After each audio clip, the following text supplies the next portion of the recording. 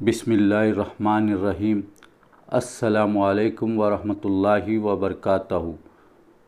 عاشق رسول صلی اللہ علیہ وسلم کا عجیب واقعہ۔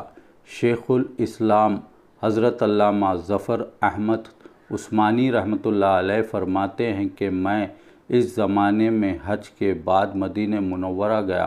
ہم لوگ کھانا کھانے کے بعد دسترخوان کو لے کر ایک ڈھیر پر جھٹک دیا تاکہ روٹی کے بچے ٹکڑے اور ہڈیوں کو جانور کھا جائیں۔ تھوڑی دیر کے بعد جب میں اپنے کمرے سے باہر نکلا تو یہ دیکھ کر حیران رہ گیا کہ ایک خوبصورت 9 سال کا بچہ ٹکڑوں کو چن چن کر کھا رہا تھا۔ مجھے سخت افسوس ہوا، بچے کو ساتھ لے کر خیام گاہ میں آیا اور اسے پیٹ بھر کے کھانا کھلایا۔